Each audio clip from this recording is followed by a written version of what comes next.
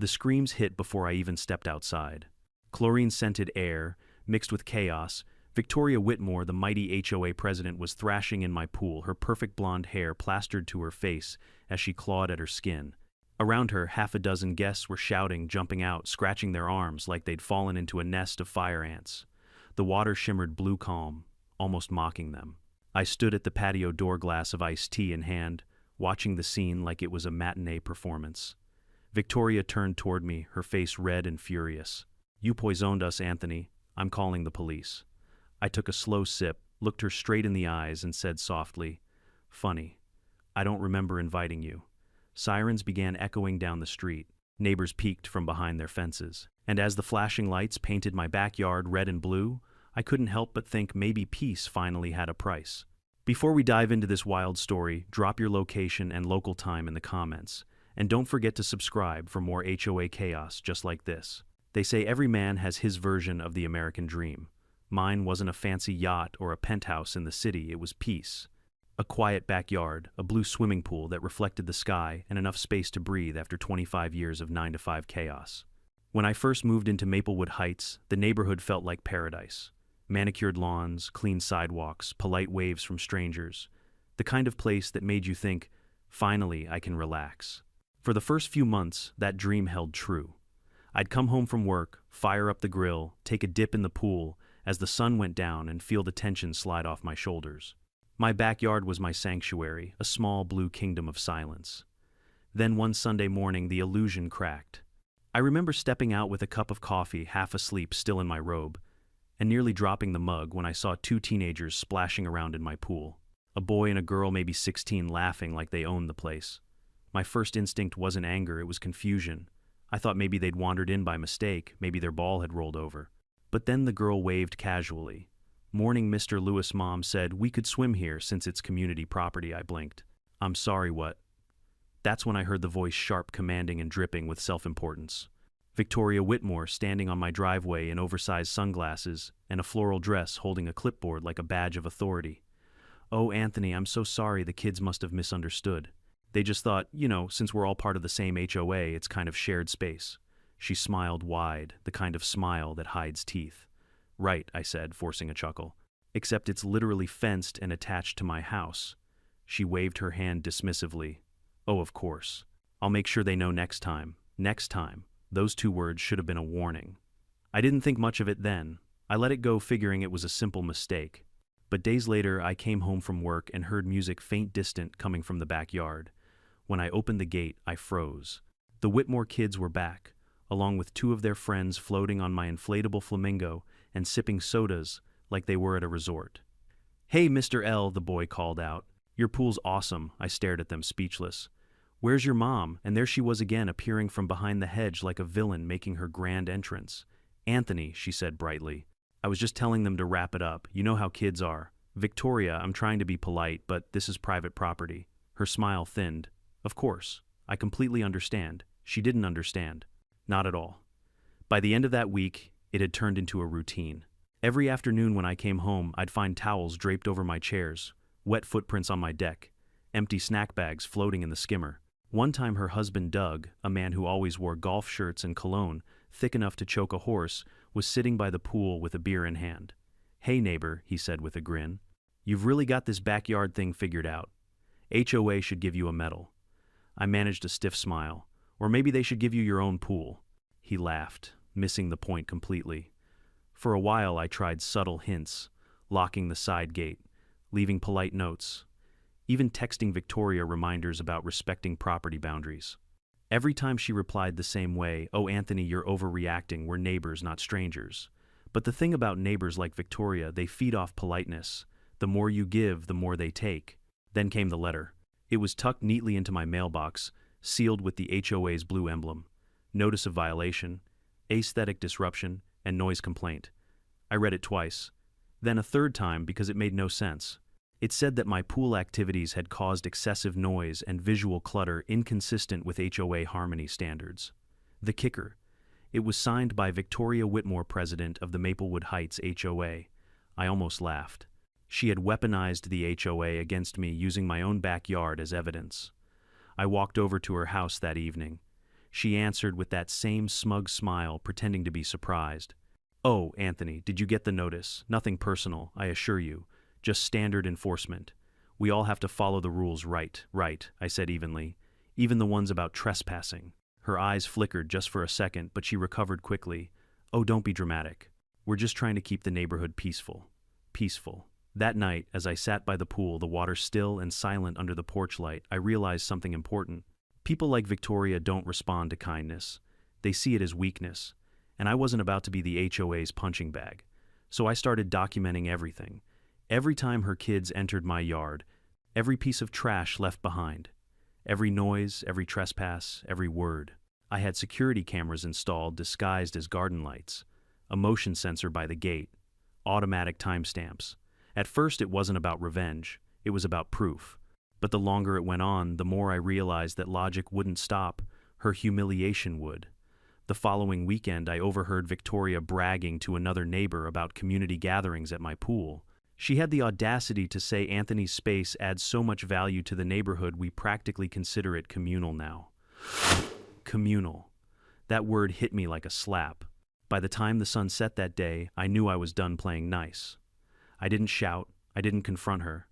I just smiled and waved back like nothing was wrong. Inside, I started a different kind of project. I gathered my footage, organized dates, and filed a private incident log. But deep down, something else was brewing, not just frustration, but creativity. If Victoria wanted to turn my backyard into a public pool, I'd make sure her next visit was one she'd never forget. I cleaned the water that night, replaced the filters, checked the chlorine levels. Everything perfect, nothing suspicious. Because revenge, I've learned, doesn't always need to be loud. Sometimes it's quiet, patient, and perfectly timed. And when I caught sight of Victoria across the fence the next morning watering her roses with that smug grin, I raised my coffee cup and nodded politely. She smiled back, thinking she'd won. She had no idea.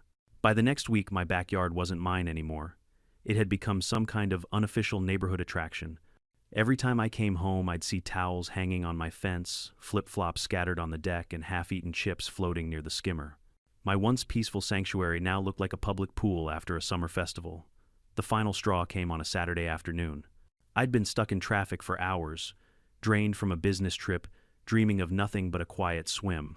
But when I turned the corner onto my street, I nearly slammed the brakes. My driveway was blocked by two SUVs, both parked diagonally across my property line. And from behind my house came the unmistakable sounds of splashing laughter and bad pop music.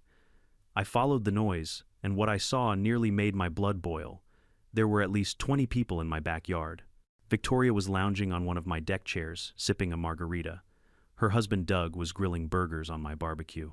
Kids I didn't even recognize were cannonballing into my pool, screaming like banshees. I just stood there at the gate, frozen. I think one of them even waved at me like I was the guest. "Hey, Anthony," Victoria called out, her voice dripping with fake cheer. "Hope you don't mind, the kids wanted to have a little fun while the weather's nice. We'll clean up when we're done." I clenched my jaw so tight it hurt. "Victoria," I said slowly, "you're on my property." "Again," she waved lazily. "Oh, relax, we're all neighbors. What's the harm? You've got such a big heart and such a big pool." For a second I thought about losing it, about shouting, throwing everyone out, calling the police. But instead I took a deep breath. Because I realized something yelling wouldn't change anything. People like Victoria didn't understand boundaries. They only understood consequences. So I turned around, walked back into the house, and grabbed my phone. I opened the HOA bylaws I'd downloaded weeks ago and scrolled through. Section 4B, Property Access. Section 8C, Private Amenities. Section 11, Farads, Trespassing Liability. I started taking notes, smiling to myself as I sipped water from the fridge. While they partied, I recorded everything from the music volume to the number of guests. The security cameras captured every angle, every face, every beer they left behind. When the sun started setting, I stepped outside again. The crowd was thinning out the music, finally fading. Victoria gave me that rehearsed, sugary smile. "See, we kept it under control this time." "Sure," I said, keeping my voice calm. "Just remember what you said." She tilted her head. "What did I say that you'd clean up when you're done?" Her smile faltered. By the time they left, my pool looked like a swamp. Floating chips, soggy napkins, beer cans on the grass, and wet footprints leading right to my porch. That night I didn't sleep. I sat at my computer, editing the footage. Every trespass labeled, every timestamp clear. I wasn't angry anymore. I was methodical. I knew now that she'd crossed a line she couldn't talk her way out of. But Victoria wasn't done yet. 3 days later, I received another HOA notice in the mail. This one claimed I was creating visual disharmony by having excessive pool activity visible from neighboring homes. I laughed out loud. The woman who had turned my backyard into Club Med was now accusing me of causing a disturbance. That was the moment something in me snapped, not in rage but in focus. That evening, I went for a walk around the neighborhood. I passed the HOA's community board and noticed a freshly printed flyer, Maplewood Heights HOA, monthly pool safety meeting hosted by President Victoria Whitmore. It even had her smiling photo at the bottom. I actually laughed. Pool safety, I muttered to myself. You've got some nerve. When I got home, I found Doug across the street watering the lawn. He waved his hose like a greeting. Hey, Tony Vic says thanks for letting us use the pool again. We really appreciate it. Yeah, I said flatly. I'm sure you do. He chuckled. You know it's good for the neighborhood spirit, brings people together. I smiled faintly. It's about to bring a lot of people together, Doug. Just not the way you think. That night I went into my shed and checked my security setup, the cameras, the motion detectors, everything. It was all in place. But that's when another idea crept in. A different kind of solution. I wasn't going to shout. I wasn't going to sue. I was going to teach. I opened my laptop and typed into the search bar itch powder pool harmless prank. I'd heard of it before. A harmless but devilishly effective powder that caused mild skin irritation, especially in water. It wasn't toxic. It wasn't permanent. It just made people itch like crazy. Perfect. I ordered a few packets, the kind used in college pranks, and waited. During those few days, I played the part of the polite neighbor. I waved at Victoria. I complimented her roses. I even offered her leftover pool cleaning supplies. She thought she'd won. But I was counting down the days. The package arrived Thursday morning. Plain brown box. Discreet. Inside were 3 small bags of fine white powder, looked like sugar, felt like victory. Saturday afternoon, the weather turned perfect, sunny, calm, not a cloud in sight, and right on schedule, Victoria's yard exploded with activity. Tables, chairs, speakers, coolers. She was hosting another community pool event. My pool, of course. At 6 a.m., before the chaos began, I stepped outside with a coffee mug and my little brown box. The neighborhood was still asleep. I walked to the pool, sprinkled the powder gently into the water, and turned on the filter jets. It dissolved instantly invisible. Then, I went back inside, made breakfast, and waited. Around noon, I heard the familiar sounds, laughter, doors, slamming, splashes, music. I peeked through the blinds. There they were again. Victoria, Doug, and half the neighborhood lounging like royalty. For the next 10 minutes, everything seemed normal. Then came the first scream. A woman shouted, "Something's biting me." Another yelled, "My arms, they're on fire." Kids started crying, adults splashing toward the edges, scratching furiously. Chaos erupted. Victoria shot up, covered in red blotches, screaming at her husband. "What did you put in the water?" Doug shouted back. "I didn't touch anything." From my kitchen window, I couldn't stop smiling. I stepped outside, casually, glass of iced tea in hand, just in time to see the full spectacle. People slipping, screaming, falling into each other. The once communal pool now looked like a war zone of itching chaos. Victoria locked eyes with me, fury blazing. "You did this," she shrieked. "You poisoned us, Anthony." I took a slow sip and said calmly, "You mean my private property, the one you broke into again?" Her jaw dropped. "You'll pay for this," she screamed. I tilted my head. "You mean like the last 6 months of unpaid HOA dues you owe?" The look on her face was priceless. Shock, rage, disbelief. As she grabbed her phone to call 911, I turned to go back inside. Not to hide, just to wait. Because I knew what was coming next. The sound of sirens was already faint in the distance, and for the first time since I'd moved to Maplewood Heights, I actually felt relaxed. Because finally the fun part was about to begin. When the sirens finally faded into the neighborhood, I was already sitting in my patio chair, legs crossed, watching the mayhem unfold like a movie. Victoria's guests were still panicking, scratching, yelling, running across my grass like a swarm of ants on fire. One man was rubbing his back against my fence post. Another was screaming into a garden hose, trying to wash off the chemical burn. I took a slow sip of my drink. Ice clinked softly. It was almost poetic, all that chaos echoing off the calm surface of the pool. The police arrived in record time, 2 cruisers' lights flashing red and blue across the blue water. Officers jumped out, scanning the scene with that look that says, "What the hell did we just walk into?" Victoria stormed toward them. Her hair a tangled mess, her expensive sundress soaked through. "Officers," she shouted, voice trembling between outrage and hysteria. He poisoned us. He put something in that water. She pointed at me as if she'd just caught a serial killer. I stayed perfectly still in my chair, glass of iced tea still in hand. "Good afternoon, officers," I said calmly. "You might want to ask them why they were in my backyard in the first place." One of the officers, a tall man with a weary face, frowned. "Sir, is this your property?" "Yes," I said, handing him a printed copy of my deed conveniently kept in a folder by the patio door. "Everything inside this fence line is private. You can check the address." Victoria's voice rose an octave. "Don't listen to him. He's lying. He's been hostile for months. I'm the HOA president. We have rights to shared amenities." The officer's brow furrowed. "Shared amenities." She gestured wildly at my pool. "The water is visible from other homes. It counts as a community visual space. He can't legally keep it to himself." The officer blinked slowly, clearly trying to process what he'd just heard. Then he turned back to me. "You got that on camera, sir," I smiled. Every second, I led him to my tablet and pulled up the security feed. 4 different camera angles clear as day. Footage of Victoria's family hopping my fence, unlocking the gate with a copied key, and hosting their full-blown pool party without my consent. The officer nodded grim. "Well, that's pretty straightforward." Victoria's face went pale. You can't just." She stopped mid-sentence when the second officer approached, radioing in the situation. "Dispatch, confirming trespassing on private property." Multiple parties involved. Her friends began to scatter barefoot, embarrassed, clutching towels like fugitives.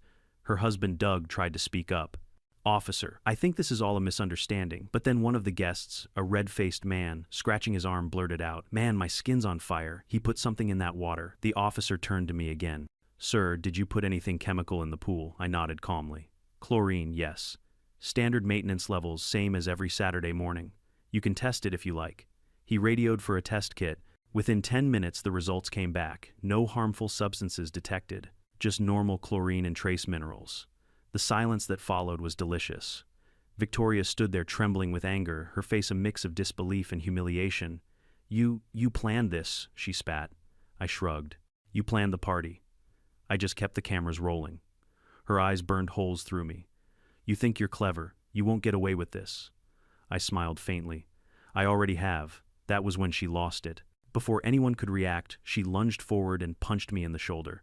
It wasn't much of a hit, more of a flailing slap really, but it was enough. The tall officer grabbed her by the wrist and pulled her back. "Ma'am, that's assault," he said firmly. "Calm down or you'll be placed under arrest." "He's the criminal," she screamed, twisting in his grip. "He's poisoning the community." The second officer moved in, cuffing her hands behind her back. Doug stood frozen, looking helpless. One of the kids started crying. "Ma'am," the officer said as he read her rights, "you're being detained for trespassing and assault." The crowd had gathered by now, curious neighbors peeking from driveways and windows. A few whispered, others recorded on their phones. I leaned against the fence, watching it all play out. For months, Victoria had humiliated me, sending HOA warnings, twisting the rules, and turning my own home into her playground. And now, in front of everyone, she was being escorted to a patrol car in handcuffs, barefoot dripping, wet covered in red blotches. I'll admit it, I smiled. Maybe I even enjoyed it. The officer looked at me once more. "Sir, we'll need you to file a statement at the station later. Shouldn't take long." "No problem," I said. "I'll bring the footage," Victoria shouted as they put her in the car. "You'll regret this. You'll regret it, Anthony." I raised my glass to her. "Already regretted letting you swim." The door slammed and the cruiser drove off. The silence that followed was the sweetest I'd heard in months. The only sound left was the faint hum of my pool filter. Doug lingered awkwardly by the fence, scratching at his arms. "Look, Anthony, I didn't think it'd go this far. Neither did I. I said my voice even. But maybe now it'll finally stop." He didn't reply. He just nodded, picked up a wet towel from the grass, and walked home with his head down. When I went back inside, I played the footage again, just to be sure. Every detail was perfect: the trespassing, the unauthorized gathering, the assault. Clean legal evidence. I poured myself another drink and sank into my chair. For the first time in months, my backyard was empty. Quiet, mine. But the story didn't end there. The next morning, I woke up to find emails flooding my inbox, all from HOA members. Some angry, some apologetic. Apparently, the story had already spread across the neighborhood chat group. The subject line said it all. HOA, president arrested after backyard incident. By noon, the HOA board had called for an emergency meeting. I didn't attend. I didn't need to. The damage was done. Later that evening, I took a short walk. As I passed Victoria's house, the curtains were drawn. No lights, no music, no laughter. For the first time since she moved in, her yard was silent. I looked across at my own property, my clean, private pool glimmering under the porch light. I couldn't help but smirk. "Peace," I muttered, "looks good on me. I should have been satisfied." But deep down, I knew people like Victoria didn't just vanish quietly. She'd come back one way or another, and when she did, I wanted to make sure her downfall was complete. So I spent that week preparing the final touches, copies of the footage, printed statements, HOA bylaw references, and one little surprise I planned to drop off at the next meeting. A simple envelope labeled for HOA records, property use violations, and leadership misconduct. Inside, a USB drive. Victoria's entire reign neatly documented. Every petty fine, every manipulation, every trespass. By the time the next board session rolled around, I didn't even have to show up. The neighbors did the work for me. Victoria's name was voted off the board unanimously. And as poetic justice would have it, the meeting notes later recorded her final words before storming out of the clubhouse. "This neighborhood has gone to hell because of him. Maybe it had, or maybe it finally got better. Either way, my pool never looked more beautiful." You'd think that after being handcuffed and dragged out of my backyard, Victoria would have learned her lesson. But people like her, people who think rules exist for everyone else, don't learn. They retaliate. The very next morning, I found a note taped to my mailbox. Printed bold font, no signature, but I didn't need one. "Pending HOA investigation for property hazards and misuse of pool chemicals. Cease use until further notice." It was stamped with the HOA logo and clearly written on Victoria's old letterhead. The woman had been fired from her position less than 12 hours earlier, yet here she was still trying to pull the strings. I laughed out loud, crumpled the letter, and tossed it into the trash. It didn't take long for the neighborhood gossip mill to catch fire. People were texting, whispering, sharing memes.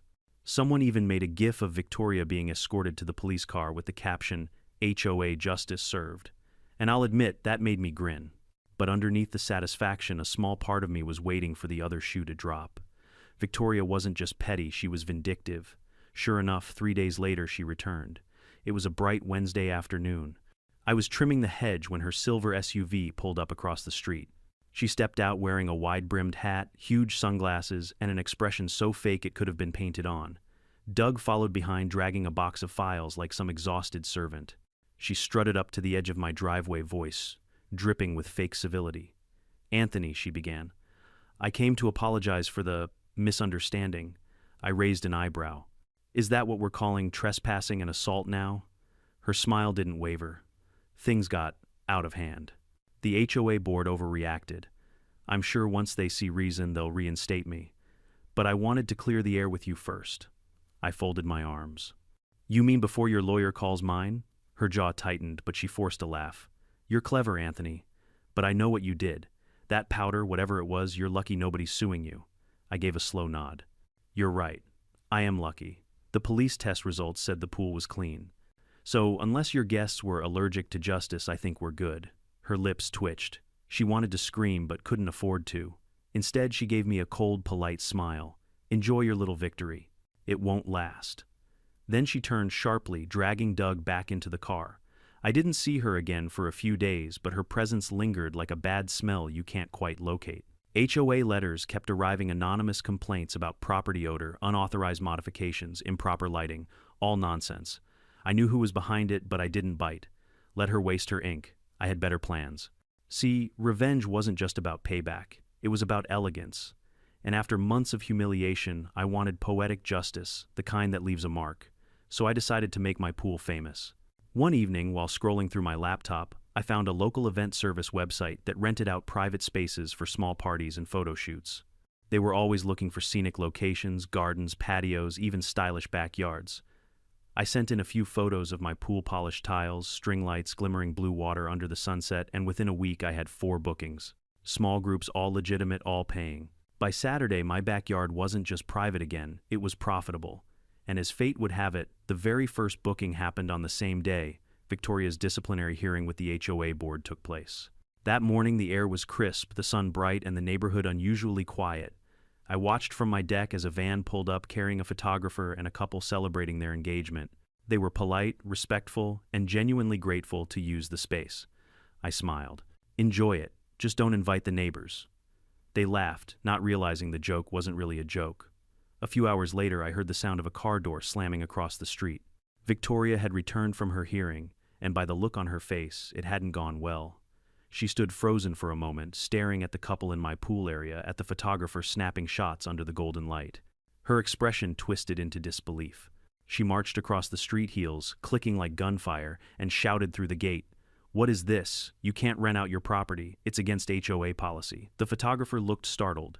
Ma'am, we have permission, not from the HOA, you don't," she barked. "This is a residential zone." I stepped outside, waving cheerfully. "Afternoon, Victoria, you look tense." "Board meeting go well," her eyes flashed. "You think you can mock me, Anthony? This isn't over." "You can't turn your pool into a business." I tilted my head, feigning innocence. "Actually, according to Section 3 Amperes of the HOA Charter, which you wrote by the way, there's no restriction on private event hosting under 10 attendees. You might want to reread your own bylaws." Her face turned beet red. She opened her mouth to argue, but stopped, realizing she'd literally signed the rule herself years ago. I leaned against the gate. "Oh, and don't worry, I'll make sure everyone cleans up." Unlike some people. The couple giggled nervously. The photographer kept snapping pictures, pretending not to notice the storm brewing. Victoria pointed a shaking finger at me. "You're making a mockery of this neighborhood," I smiled. "No, Victoria, you already did that. I'm just charging admission." She sputtered, unable to find words. Then, with one last glare, she stormed off again. I went back inside, feeling that familiar warmth of satisfaction bubbling up. For once, I didn't need to yell or threaten. The world had finally learned what I'd known for months: when someone keeps pushing your boundaries, the best revenge isn't shouting, it's thriving so loudly they can't stand the sound of your success. Over the next week, bookings kept coming in. A small family photo shoot, a yoga class, even a birthday brunch. All calm, respectful people who loved the space, and every one of them signed a contract that included a special clause: unauthorized entry prohibited under HOA trespassing law. It was legal, poetic, and entirely satisfying. Every time a car arrived, Victoria peeked through her curtains, fuming silently. Her husband stopped waving at me altogether. Her kids avoided eye contact when they passed by on their bikes. By the time summer started to fade, her life had shrunk to her porch and the empty street. Then one day, a realtor's sign appeared in her yard. "For sale, by owner." I almost couldn't believe it. But the gossip confirmed it. After losing her HOA position and facing multiple fines for misuse of authority, Victoria was drowning in debt. Her pride wouldn't let her stay where everyone knew her downfall. The last time I saw her, she was loading boxes into her SUV. She caught me watching from my porch. For a long second, our eyes met, hers full of bitterness, mine calm and amused. She didn't say a word. She just slammed the car door and drove away. As her taillights disappeared down Maplewood Drive, I finally exhaled. The quiet I'd wanted from the start had returned, only this time it came with the satisfying aftertaste of justice. I looked out over my pool, the water glimmering beneath the sunset. Peace, real peace. And maybe a little bit of victory. Still, I couldn't resist one last act of closure. That night, I replaced the old wooden sign by the pool gate with a new one. Simple black letters on white metal: private property. Members only. Underneath, in smaller print, I added just 4 words: "No Karens allowed." The morning after the photo shoot incident, I woke up to the sound of knocking on my door, sharp, rhythmic, and official. The kind of knock that tells you this isn't the pizza guy. When I opened it, 2 uniformed police officers were standing on my porch. One of them, the tall officer from the itch powder day, gave me a polite nod. "Mr. Lewis," he said evenly, "we received a report about ongoing disturbances related to your property." "Do you have a moment to talk?" I sighed. "Let me guess who filed it." The shorter officer checked his notepad. Mrs. Victoria Whitmore. Of course.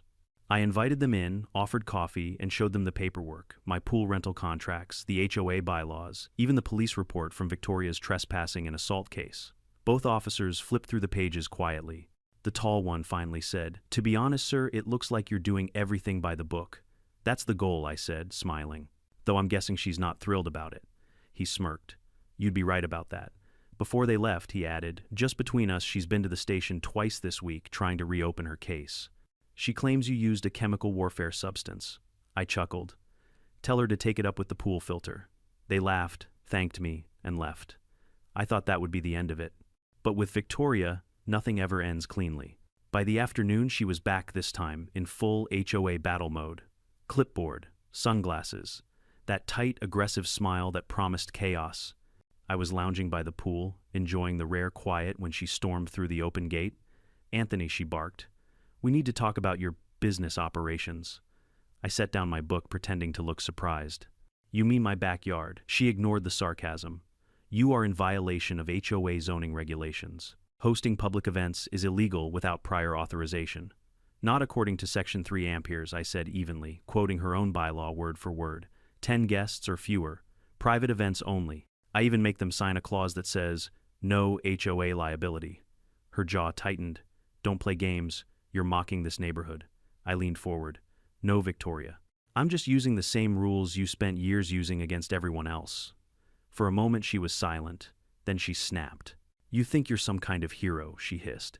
"You've turned this street into a circus. Everyone's talking about you. About me. You humiliated me." I met her glare calmly. "You humiliated yourself." I just hit record. That did it. She lunged forward, and before I could react, her hand slapped my cheek. Not hard enough to knock me down, but sharp enough to sting. I froze. So did she. For a split second, her face flickered between rage and regret. Then she doubled down. "You deserved it," she spat. "You've poisoned this place." Unfortunately for her, she just committed the dumbest mistake possible. Because the tall officer, yes, the same one, happened to be standing right outside my fence. He'd come back to return one of my documents that I'd accidentally left in his car. Talk about timing. He saw everything. "Ma'am," he said, stepping forward, voice stern, "put your hands where I can see them." Victoria spun around, startled. "Oh, officer." "This isn't he provoked me. I watched the whole thing," he said. "That's assault." Her eyes widened. "You can't arrest me for turn around, ma'am." When he cuffed her again, I didn't even bother hiding my smile this time. The irony was too perfect. Doug came running across the street, face pale. "Victoria, what are you doing?" She hit me, I said simply. Doug groaned, covering his face. "God, Vic." The officer read her rights as the neighbors began to gather again. It was déjà vu, the flashing lights, the whispers, the phones recording behind curtains. And there she was, the queen of HOA, once again being escorted to the back of a police car. This time she didn't scream or argue. She just stared at me through the window, pure hatred burning behind those expensive sunglasses. When the car drove off, the officer turned back to me. "I think that's the last time you'll have to deal with her." "I've heard that before," I said dryly. He chuckled. "Fair point. But between us, the DA's office is looking into her misuse of HOA funds. Someone sent them a flash drive full of evidence." I raised an eyebrow. "Really?" He smiled. "Anonymous tip." I gave him a knowing grin. How convenient. After he left, I sat back on the patio chair, staring at the pool, the symbol of all this madness. The water rippled softly under the afternoon Sunday. It looked peaceful again, mine again. But I couldn't shake one thought: this wasn't just about a pool. It never was. It was about people like Victoria, people who think community means control, who hide behind authority to bully others. And finally she'd met someone who wouldn't bow. The next few days were quiet, unnervingly so. No more HOA letters, no footsteps on my deck, no music bleeding through the hedges. It was like the whole neighborhood had exhaled at once. Then one morning, I found another note, but this one was different. Handwritten, shaky, and surprisingly humble. "Anthony, I'm leaving Maplewood Heights. I wanted to tell you I never hated you. I just hated losing control. Take care of your pool. It's a beautiful thing. Victoria." I read it twice, then folded it carefully and set it on my counter. Later that afternoon, I watched her SUV pull out of the driveway for the last time. There was no fanfare, no audience, just the faint hum of the engine and the final squeal of tires as she turned the corner. Doug stayed behind a few days to handle the sale. When he came by to drop off a set of HOA documents, he looked lighter, exhausted but free. "She was a hurricane, man," he said quietly. "And I just stood in the middle of it for too long." I nodded. "You're not the first person she's dragged into the storm." He gave me a small, grateful smile. "You know, despite everything, she respected you." "She never admitted it, but she did." I laughed softly. "That's one way to put it." He handed me a small envelope. "From the HOA board. I think you'll want to see this." Inside was a letter of appreciation, a formal thank you for providing evidence that led to uncovering financial mismanagement under Victoria's presidency. They'd found thousands of dollars in miscellaneous expenses that traced back to her personal accounts. They called it embezzlement. I called it karma. That night, I stood on my deck again, glass in hand, watching the water glisten under the lights. The reflection of the moon shimmered across the surface, calm and steady. No shouting, no trespassing, no chaos. Just peace, the one thing I'd wanted all along. And as I leaned against the railing, I muttered to myself, all that trouble, just because someone couldn't take a no. Then I smiled, remembering her note, the part about control. People like Victoria never understand that control isn't power, peace is. The next morning, I added one last finishing touch to my backyard. A small wooden sign right next to the pool gate. In neat hand-painted letters it read, "Private pool, keep out. Especially you, Victoria." My friends got a good laugh when they saw it. And for once I laughed too, the deep, genuine kind that comes only after you've won a long, exhausting battle. I didn't know it then, but that laugh would echo through Maplewood Heights for years. People would tell the story of the man who fought the HOA tyrant and won, not with rage, not with violence, but with patience, wit, and a little creativity. And somewhere out there I hoped Victoria saw it too. Maybe, just maybe, she'd finally learn what boundaries really meant. It's funny how silence can feel louder than noise. For months, my neighborhood had been a battlefield echoing with complaints, gossip, and the endless sound of Victoria's voice. But after she left Maplewood, Heights became eerily quiet. No more HOA letters, no more confrontations, no more fake smiles from behind clipped hedges. Just bird's wind and the soft hum of my pool filter the soundtrack of peace. At first, the calm felt almost unreal. Every time I stepped outside, I half expected her SUV to appear again, or her voice to ring out from across the fence. "Anthony, we need to talk about your pool maintenance schedule," but she was gone. Still, her name lingered like a ghost, whispered between neighbors, tossed around in group chats, printed in headlines. The local paper even ran a small piece titled, "Former HOA President Under Investigation for Financial Misconduct." They mentioned possible embezzlement of HOA funds and unlawful misuse of authority. The article didn't name me, but anyone who lived in Maplewood Heights knew exactly how it started. Within days, my neighbors' attitudes shifted completely. People who once avoided eye contact were now waving, smiling, bringing over homemade pies. The same residents who once hid behind her authority now wanted to thank me. It started with a knock on my door one afternoon. I opened it to find Mrs. Jenkins, a sweet retired teacher who lived 2 houses down. She held a small basket of cookies and a shy smile. "Anthony," she said softly, "I just wanted to say thank you for standing up to her." We all wanted to, but none of us had the nerve. I chuckled. "You mean for surviving Victoria's reign?" She laughed a little guiltily. "We used to joke she ran this place like a mini dictatorship. Guess it's not a joke anymore." Soon after, others followed: a mechanic from across the street, a single mom from the corner house, even old Mr. Kim, who rarely spoke to anyone. They all had stories, unfair fines, threats, anonymous HOA complaints that mysteriously matched Victoria's tone. I listened, nodded, and realized something: this wasn't just about me. I hadn't just defended my property. I'd freed a neighborhood from a tyrant, and maybe in a small way that meant something. Within a week, the HOA called for elections to replace Victoria. For the first time ever, I got nominated. I almost laughed when they told me. Me, the guy who was almost banned from his own pool. The treasurer smiled. "That's exactly why. You care more about fairness than rules." I thought about it for a long moment, the idea of sitting in her old chair holding the same clipboard she once used as a weapon. I could have taken it just for irony's sake. But in the end, I declined. "I don't need power," I said. "I just need peace." The crowd applauded anyway. It felt strange but good, like closing a chapter you didn't even realize had been open too long. After the election, the new HOA president, a calm young woman named Rachel, stopped by my house. "I want to apologize on behalf of the board," she said sincerely. "What Victoria did was unacceptable. We've reviewed your case and we're refunding every fine she ever issued you." I smiled. "Don't worry about it. Consider it tuition. I learned more about HOA law than I ever wanted to know." She laughed. "You know, you might want to keep that footage somewhere safe." The investigators said it's going to help them close a few old complaints. And that's when she told me something I didn't expect. Apparently, the county audit found over $80 0-inches HOA funds missing, spent on beautification projects that never existed.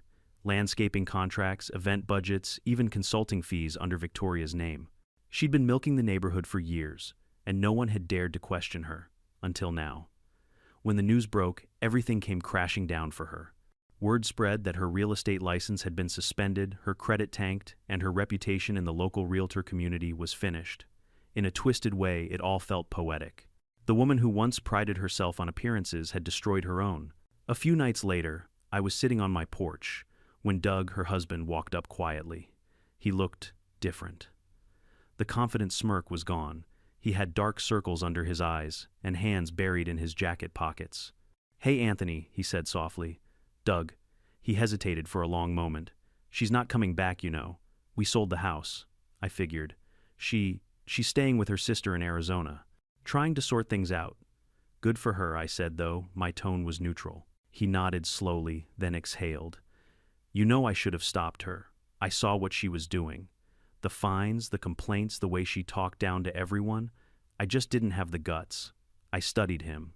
Fear's powerful, especially when someone hides behind authority.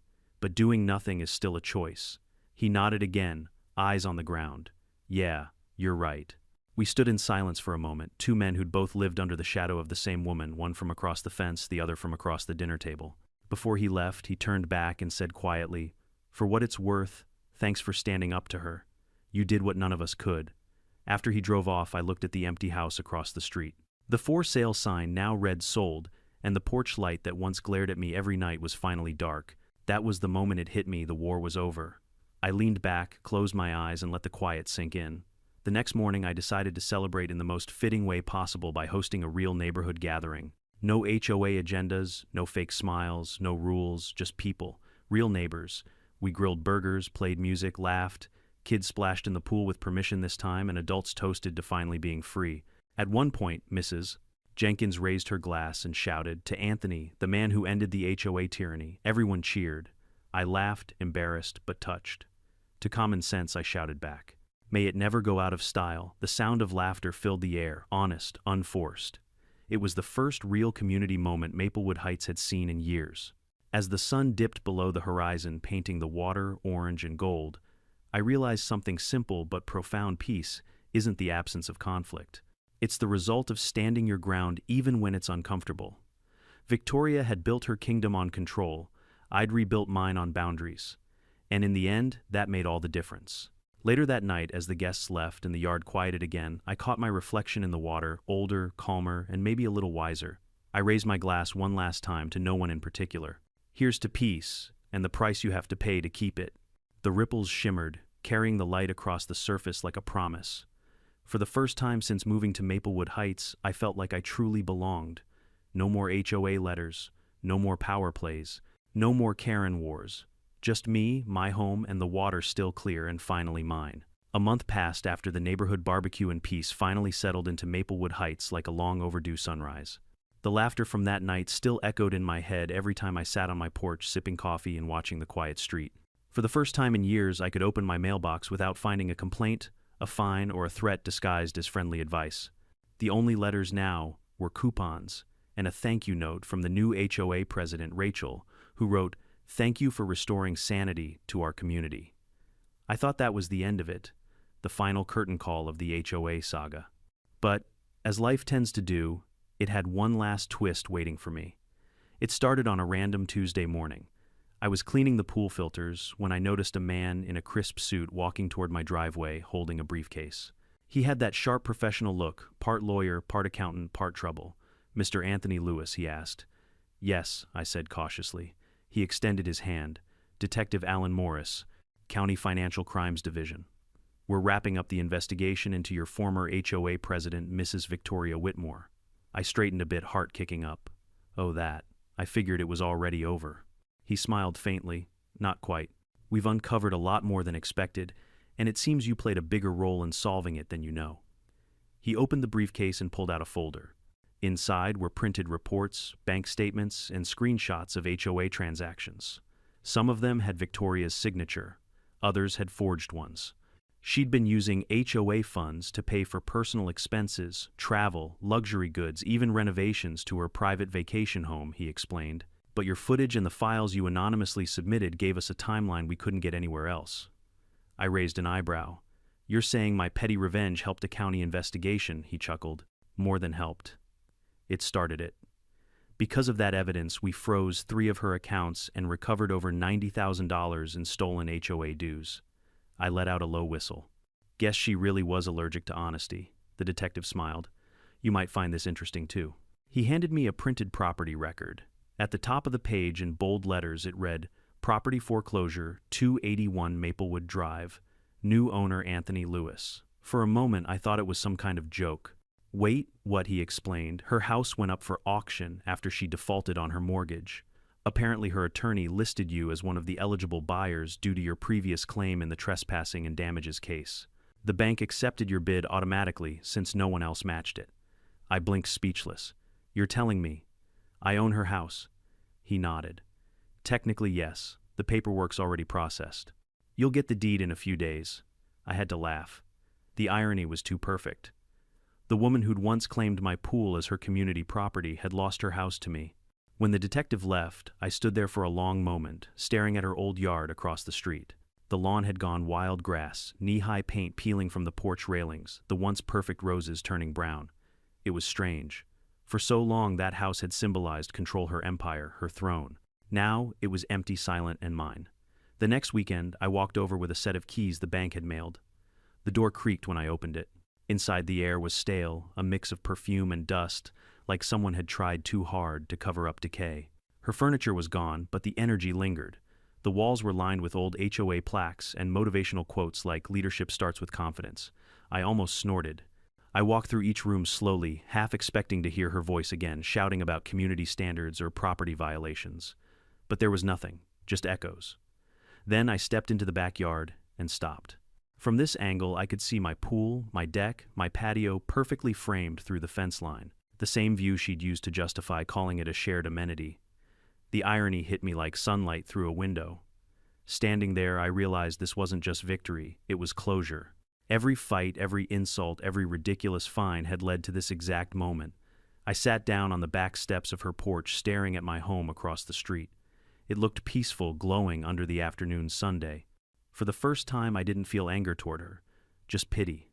Because in the end, Victoria hadn't been my enemy, she'd been her own. Her pride, her control, her need to dominate every inch of life, that's what destroyed her. I decided to turn her house into something new, not another rental or an investment, but something that could undo the bitterness she'd left behind. By summer, I'd cleaned it up, repainted the walls, fixed the garden, and turned it into a guest suite for visiting friends and family. I even gave it a name, the Blue Haven Annex. When the renovations finished, I threw a small gathering to celebrate nothing big, just a few neighbors, some food, and soft music. As we stood on the porch, Mrs. Jenkins raised her glass again. To Anthony, who turned chaos into calm, everyone laughed, clinked glasses, and for once there was no trace of tension in the air.